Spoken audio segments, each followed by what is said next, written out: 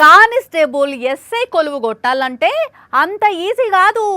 ఇంకా ఇది వరకు అయితే 5K రన్ ఉండేది. ఇప్పుడు దాని బదులు ప్రిలిమినరీ పరీక్ష, ఇంకా ఈవెంట్స్, మళ్ళా పరీక్ష, దాంట్లో పాస్ అయిన వాళ్ళకు ఆఖరికి కొలువు కన్ఫర్మ్. ఇక ఇదంతా అయిపోయినాక మళ్ళా ఏడాది పాటు ట్రైనింగు. మామూలు ఏరువేత ఉండదు కదా. అయితే ఈడ మాత్రం ఇవన్నీ చేసి కొలువు కొట్టిర్రు, ఉద్యోగం కూడా చేస్తున్నారు. అయినా కూడా ఏమైందంటే ఉత్తరప్రదేశ్ రాష్ట్రంలో ఎస్ఐలకు ఎగ్జామ్ పెట్టి ఇన్విజిలేటింగ్ చేసిండు ఎస్పీ బాగ్పత్ సూరత్ సారు. అగ చూడండి, స్కూల్లో పిల్లగాళ్ళకి కదా ఎగ్జామ్ పెట్టినప్పుడు సారు స్టిట్టుగుండి అటు ఇటు తిరిగినట్టే ఎస్పీ సార్ కూడా ఎట్లా తిరుగుతున్నాడో, ఎస్ఐల దిక్కు చూస్తూ ఎట్లా కనిపెడుతున్నాడో. అయినా ఎస్ఐలు అంటే కొలువు కొట్టి గవర్నమెంట్ పరంగా అన్న అయిపోయినాకనే కదా జాయిన్ అవుతారు. ఇప్పుడు సక్కదనాల డ్యూటీ చేస్తుంటే మళ్ళా ఎగ్జామ్ ఎందుకు?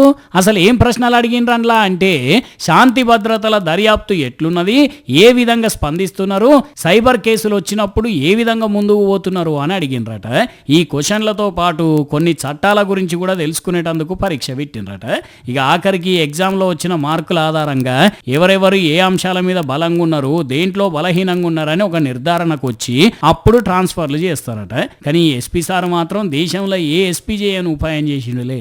మరి ఇక ఎవరెవరు ఎగ్జామ్ ఎట్లా రాసిండ్రో, అందరూ ఒకే టైంకు పరీక్ష అయిపోగొట్టినరో లేదో కానీ ఎస్ఐ సాబులకు ఎగ్జామ్ అనే ముచ్చట మాత్రం భలే గమ్మత్తున్నది.